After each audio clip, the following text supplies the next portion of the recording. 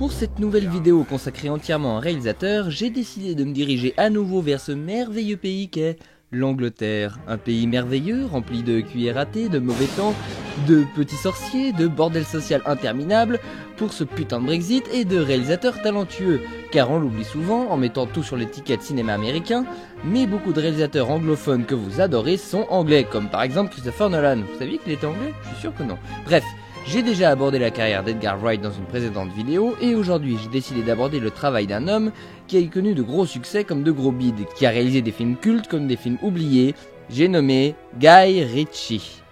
Encore un réalisateur extrêmement dur à aborder puisqu'il a connu d'énormes hauts et bas, aussi bien en termes qualitatifs que de succès public, et le tout avec une filmographie très hétéroclite. Du film d'auteur à la commande de gros studios, en passant par l'espionnage et la réappropriation d'icônes populaires, on aura vraiment tout eu, et le tout toujours avec un style reconnaissable entre mille. Bon, c'est parti pour une analyse chronologique de son intrigante filmographie. Après quelques années passées dans la pub et les clips musicaux, il sort de l'anonymat quand, en 1995, la productrice Trudy Stiles repère son court-métrage Hard Case et décide de lui donner sa chance au cinéma. En 1998 sort donc son premier film, Arnaque, crime et botanique.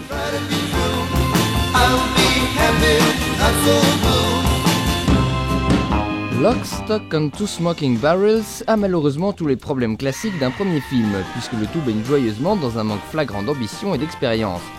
Mais honnêtement, je suis prêt à le pardonner ici, c'est tout de même un excellent premier film, car en plus d'être super bien construit, on peut y voir les prémices du style habituel de Guy Ritchie.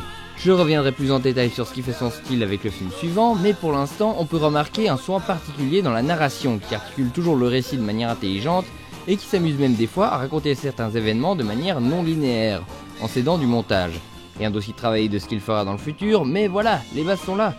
Ce film est aussi un de ceux qui ont ancré l'archétype du film de gangster anglais à la cool, et qui lui ont donné ses principaux codes, comme par exemple les personnages caractérisés et atypiques, avec tous leurs surnoms et leurs particularités qui nous permettent de les différencier, les répliques cinglantes et précises qui deviendra la grande force de Ritchie, et les histoires d'arnaques complexes où tout s'imbrique et se recoupe. Je vais m'attarder d'ailleurs sur ce dernier point, le scénario d'Arnaque, crime et botanique est incroyablement bien écrit, rempli de rebondissements et d'éléments semés tout le long intelligemment et revenant toujours de façon surprenante pour notre plus grand plaisir. Une vraie réussite côté écriture, mais pour le reste, on ne retient généralement Arnaque, crime et botanique que comme une chose. Un brouillon pour ce qui suit.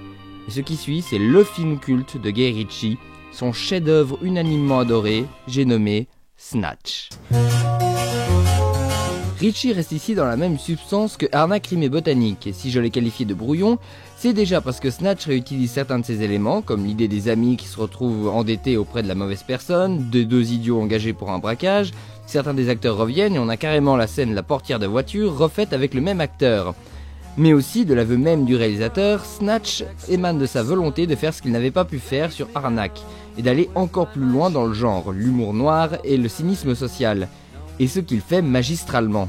Le genre du gangster anglais est beaucoup plus maîtrisé, et ici Ritchie y développe ce qu'il n'avait pas pu faire précédemment, c'est-à-dire l'environnement dans lequel évoluent les gangsters.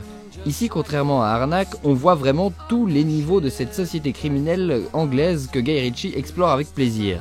Mais en plus d'être un putain de bon film de gangster, Snatch est aussi un manifeste éclatant du style de Guy Ritchie, qui explore en long en large tout le talent de cet homme avec ses gimmicks et ses obsessions.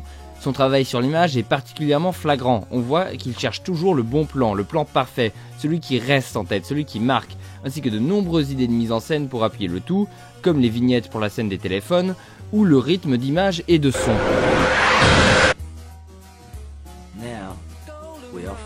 C'est là qu'une de ses obsessions principales, le rythme, la narration ou sa façon de raconter une scène. Déjà, le jeu des acteurs est très rythmé, les répliques se répondent comme une partie de ping-pong, et le jeu étant très chorégraphié. Mais le montage prend aussi parfois le dessus pour raconter rapidement certaines scènes.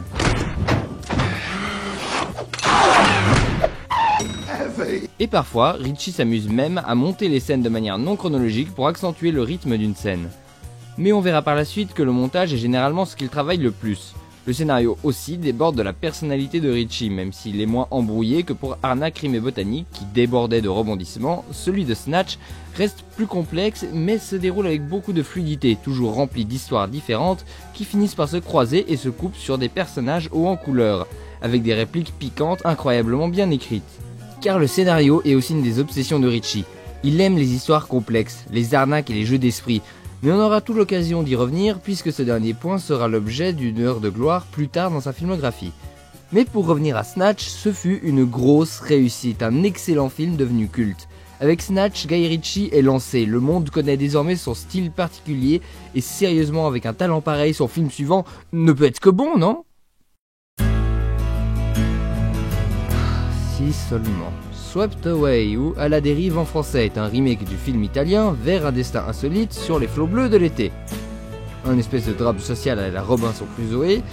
Alors après avoir brillamment exposé son style, on peut logiquement s'attendre à ce que Guy Ritchie s'empare de ce nouveau genre et s'approprie totalement le film, non ?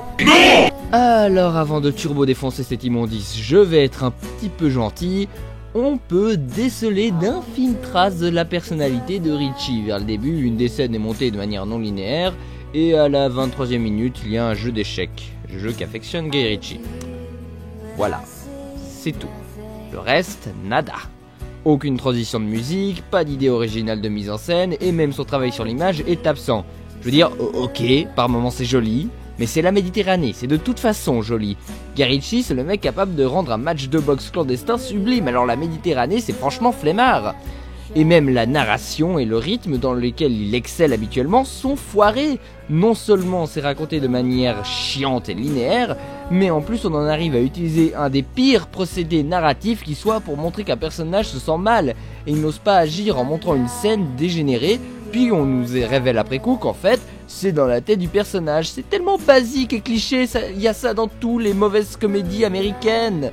Et le scénario est également affligeant, car chiantissime et mal développé. 20 minutes de surplace au début, 30 minutes où deux personnages se gueulent dessus, 20 minutes de surplace à la fin, et c'est emballé, c'est pesé. Vous avez votre scénario chiant. Mais un des pires choix de Guy Ritchie pour ce film est d'avoir fait jouer le personnage principal par sa femme de l'époque, Madonna, qui n'est définitivement pas faite pour le cinéma.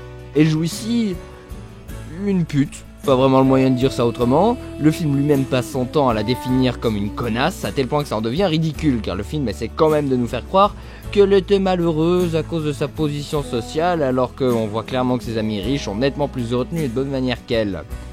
C'est un des éléments qui fait que le scénario est totalement à côté de la plaque, comme le fait que l'antagoniste, Esposito, que le film oppose à Madonna comme contraire à elle en tout point, n'est au final pas plus vertueux qu'elle, et ce même avant l'épisode de Lille. Et comme les personnages sont mal posés de base, évidemment que leur évolution est foirée.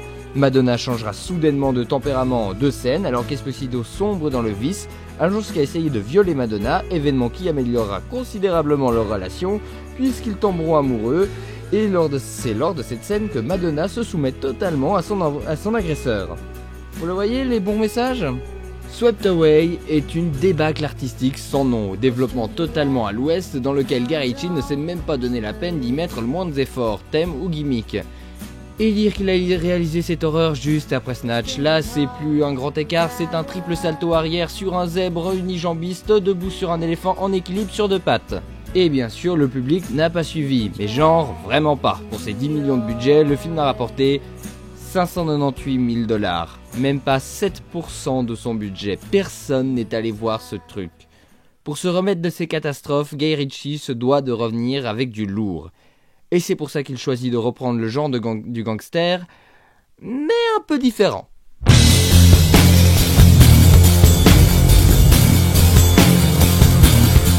Revolver, sorti en 2005, marque le retour de Guy Ritchie à des films plus travaillés. Et surtout, on y retrouve cette fois sa réalisation dans toute sa splendeur. Les images sont belles, le montage travaillait efficacement le rapport entre la musique et l'image et offre quelques moments bien montés narrativement. Rien d'aussi virtuose que dans Snatch, mais ça fait toujours plaisir à voir. Mais malgré ça, il faut avouer que la réalisation souffre de quelques problèmes, comme cette fusillade absolument apocalyptique en début de film, et certains fonds verts vraiment dégueulasses. Pour ce nouveau film, Ritchie abandonne le registre de l'humour pour s'adonner au thriller psychologique basé sur un thème qu'il adore, le jeu, ou plutôt l'arnaque, comment jouer avec d'autres personnes pour les avoir, les jeux d'esprit, les histoires complexes qu'il symbolise par le jeu d'échecs, qu'il utilise comme pour personnifier l'idée plus complexe du jeu géant qu'il développe ici. C'est un film qui en a laissé plus d'un perplexe que je vais essayer d'analyser, donc je vous préviens, je vais spoiler, et il vaut mieux avoir vu le film pour comprendre ce que je vais dire. Donc, Le but du film étant visiblement de prendre l'histoire classique de bandits et d'escroquerie et de le mettre dans un schéma d'un jeu complexe genre échec. Mais au final, le cœur du film c'est l'escroquerie, l'histoire dans laquelle on est embarqué, sans savoir où on est mené par ceux qui créent l'escroquerie. Le jeu si vous voulez. En gros, le message tel que je l'ai compris, c'est la vie est un grand jeu dans lequel il faut s'en sortir sans se faire pervertir par ce jeu. C'est une idée personnifiée par cette scène de l'ascenseur, une scène qui aurait bien plus fonctionné si le personnage était plus développé, où Monsieur Green se bat contre la version corrompue par le jeu de lui-même, où il prend conscience du jeu où il est et en prend le contrôle, alors que Matcha, en face de lui, perd contrôle et devient totalement perverti. Il commence à entendre les voix, lui qui a toujours cru contrôler les règles, alors qu'il était guidé par un autre, Monsieur Gold.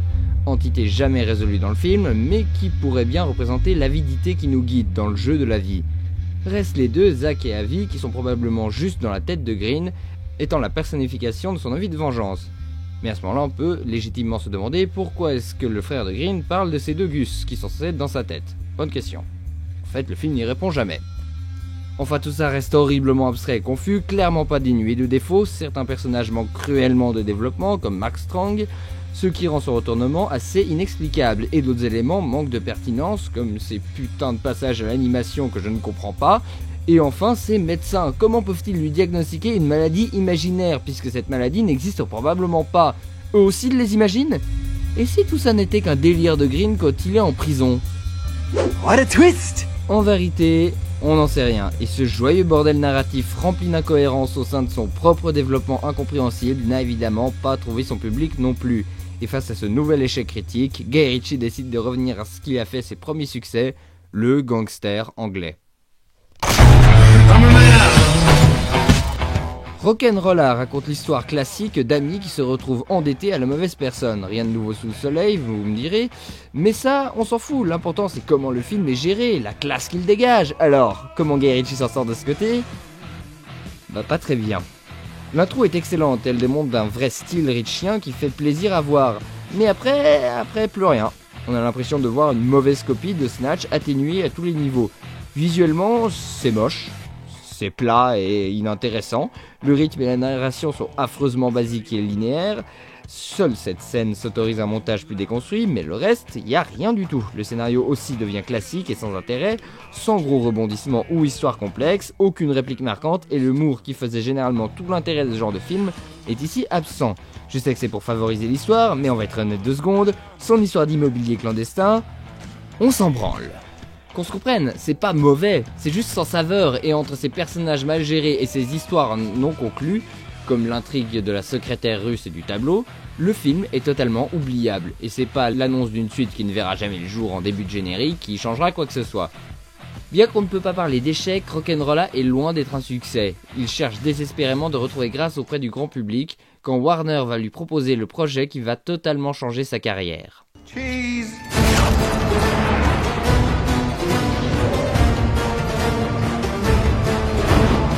Sherlock Holmes et sa suite Sherlock Holmes Jeu d'ombre que je vais aborder en même temps. Guy Ritchie a été engagé avec pour consigne claire de réinventer totalement le célèbre détective anglais, ce qu'il fait avec brio. Fini le gentleman anglais bien élevé avec son chapeau et sa pipe, la version 2.0 de Sherlock Holmes, jouée admirablement bien par Robert Downey Jr., est beaucoup plus décalé puisqu'il y joue un asocial, un maniaque, un marginal, une personne à l'esprit plus rapide et décalé que la moyenne à tel point qu'il ne peut s'intégrer dans la société. Beaucoup ont gueulé contre cette nouvelle version, mais faut pas oublier qu'il est ici assez fidèle au premier livre qu'il décrivait aussi comme un détective excentrique, en plus que Downey Jr. parvient, et ce malgré ses origines américaines, à transmettre une certaine classe à l'anglaise. On peut aussi reprocher l'orientation résolument plus action du film, mais le fait qu'ils aient réussi à rendre ces scènes cohérentes avec la personnalité de forte déduction de Holmes rend le tout proprement jouissif à regarder. Watson n'est pas en reste non plus puisque joué par Jude Law, il gagne en charisme et en utilité. De plus, j'apprécie le fait qu'ils en ont fait un personnage plus complet avec sa propre histoire, plutôt que juste le sidekick de Holmes. Mais comment s'en sort Guy Ritchie avec ce genre qui n'est à la base pas le sien? Eh bien super bien, il s'approprie totalement le film, son style aura rarement été aussi bien utilisé. Son rythme et sa narration rapide sont impeccablement utilisés pour les scènes de déduction ultra nerveuses menées par Holmes. Et pour ce qui est des thèmes, lui qui n'a jamais touché au genre du policier se révèle extrêmement doué pour mener le mystère d'une enquête. Lui qui a toujours filmé les gangsters, filme maintenant celui qui les arrête. Lui qui a toujours posé des histoires complexes, s'occupe maintenant de les résoudre. Car son thème fétiche s'intègre ici parfaitement, les histoires complexes, les jeux d'esprit, totalement cohérents avec un personnage comme Sherlock Holmes. Et ce thème prend tout son sens dans le 2 où Sherlock Holmes est confronté au professeur Moriarty, un autre gentleman extrêmement intelligent avec qui il mènera une guerre d'esprit symbolisée par un jeu d'échecs encore une fois. D'ailleurs j'adore leur confrontation finale en un véritable duel de gentlemen autour d'un jeu d'échecs où au final seule leur stratégie s'affronte. Ajoutez à tous ces éléments une excellente musique de Hans Zimmer et vous obtenez 2 excellents films. Avec le succès de ces 2 Sherlock Holmes, Guy Ritchie retrouve les critiques et le public qu'il avait perdu. Alors que la production de Sherlock Holmes 3 prend toujours plus de retard, Ritchie enchaîne les projets que lui confie Warner, et c'est en 2015 qu'il revient avec un genre totalement différent. The Man from U.N.C.L.E, ou Code Uncle en français, est l'adaptation d'une vieille série d'espionnage des années 60 que devait à la base réaliser Steven Soderbergh avant qu'il ne quitte le projet. On a ici un film d'espionnage des plus classiques, les méchants qui volent une bombe, un russe et un américain qui doivent s'allier pour les arrêter. L'intérêt est ici bien entendu de voir le style de Ritchie appliqué à l'espionnage, et il faut avouer que ça fonctionne. Outre les belles images et l'utilisation intelligente de la musique, sa manie du montage est poussée encore plus loin, comme cette scène que l'on voit 2 fois, chaque fois montée de manière différente. On a aussi le droit à certaines scènes brillamment montées de manière parallèle où musique et répliques s'accordent parfaitement. Les excellentes scènes qui vous resteront en tête sont d'ailleurs la marque de fabrique du film, comme la génialissime scène de torture, une véritable scène parfaite en tout point. La comédie est aussi un point important du film, jouant beaucoup sur le décalage, la brute russe face au gentleman américain, ou encore le décalage de l'arrière-plan face à l'avant-plan. On ajoute encore des répliques précises et quelques scènes à la chorégraphie parfaite et la comédie est complète. What are you doing? You're not supposed to be here. These are Russian made. One second.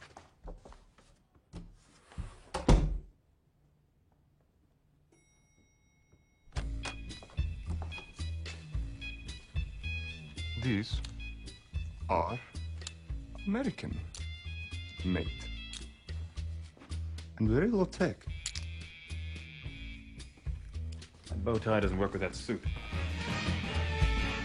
Au final, un film d'espionnage très sympathique et bien géré, baigné dans une esthétique lumineuse et précise.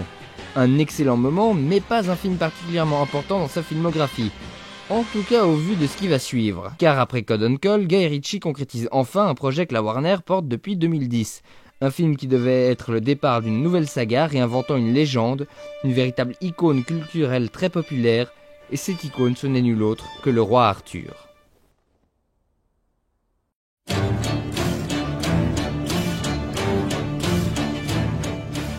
Le roi Arthur, la légende d'Excalibur, sorti en 2017, réinvente totalement la mythologie arthurienne. Et c'est là que les problèmes arrivent, car forcément en prenant autant de liberté avec quelque chose aussi sacré que le roi Arthur, on va se mettre beaucoup de monde à dos. Sauf qu'il faut pas oublier de quoi on parle. Le roi Arthur, c'est pas un fait historique, c'est une légende, une histoire folklorique transmise de conteur en conteur. Ça se trouve, la version que l'on connaît n'est même pas l'original. Chaque conteur s'emparait de l'histoire et la racontait à sa manière. Il faut voir Guy Ritchie comme un conteur moderne qui raconte sa version du roi Arthur. Je veux dire, Astier a bien fait la même chose avec Kaamelott, sauf que là, y a personne qui gueule. Mais bref, pour revenir au film, Guy Ritchie s'empare totalement du mythe arthurien et se le réapproprie. Son changement principal est de faire descendre Arthur de son piédestal de roi noble et vertueux, pour le remettre au rang d'humain. C'est aussi ce qui a fortement déplu, les gens n'aimant pas qu'on touche aux icônes pour les rabaisser au rang d'humain avec les défauts que ça implique. C'est ça qui a dérangé sur Star Wars 8 par exemple. Mais moi, j'aime bien avoir un roi Arthur humain, une personne à qui on peut s'identifier et qui est beaucoup plus intéressant pour mener l'histoire qu'un monsieur parfait, noble et vertueux en tout point. Mais malgré ça, le côté mythologique est toujours extrêmement présent. Dès l'intro, on est frappé par l'immensité de l'univers dans lequel on entre. Un univers magique et mystérieux rempli de créatures étranges parfaitement iconisées par une des meilleures photographies que vous verrez jamais dans un film de Guy Ritchie. Et le fait qu'il évoque souvent des éléments mythiques qui n'apparaissent pas dans le film nous permet d'élargir par notre imagination cet univers déjà riche. Côté réalisation, c'est de loin le travail le plus abouti de Guy Ritchie. Outre les somptueuses images que j'ai déjà évoquées, son rythme et sa narration rapide se retrouvent dans les scènes où les personnages racontent une autre scène, qui sont brillantes dans leur montage et leur écriture, où plusieurs séquences s'entrecoupent rapidement. En ce qui concerne ces fameux montages non linéaires, Ritchie s'est totalement lâché.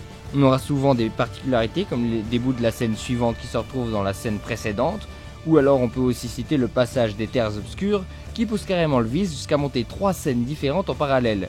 Chacune des 3 actes des scènes sont montés successivement, les répliques se répondant toujours d'une scène à l'autre, un incroyable travail de montage. Thématiquement aussi, Ritchie se retrouve totalement, notamment avec un thème qu'il n'avait pas abordé depuis Rock'n'Rolla, la rue. La vie des petites gens dans une grande ville qui se retrouve être à nouveau Londres. Cet aspect du film fait d'ailleurs beaucoup penser à Snatch et Arnaque avec ses nombreux personnages caractérisés, avec chacun leur surnom et forment leur propre réseau. Encore un aspect assez intéressant du film dans lequel la personnalité de Ritchie se retrouve.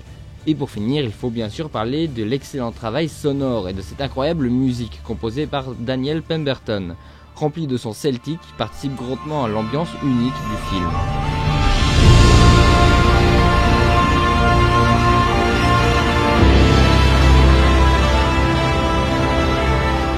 Le Roi Arthur est un film incroyable, le meilleur de Guy Ritchie, celui où son style est le plus poussé.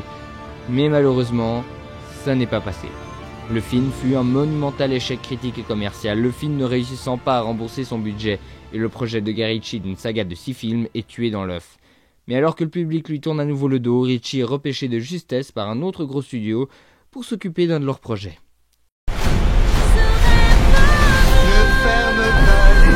Un remake live d'Aladin pour Disney, un film qui promet d'être totalement lisse et dénué de la personnalité de Ritchie. Qu'on soit d'accord, je pense qu'un gros succès au box-office comme promet d'être Aladin ne pourra que lui faire du bien, mais je trouve dommage que ce soit au prix de sa personnalité unique. Il a l'air de s'être fait tellement chier en faisant Aladin qu'il a réussi à tourner un autre film de gangster anglais en même temps, dont la date de sortie est malheureusement inconnue. Bien qu'inégale, la carrière de Guy Ritchie recèle quelques perles et j'espère qu'un jour ce réalisateur talentueux sera enfin pleinement reconnu.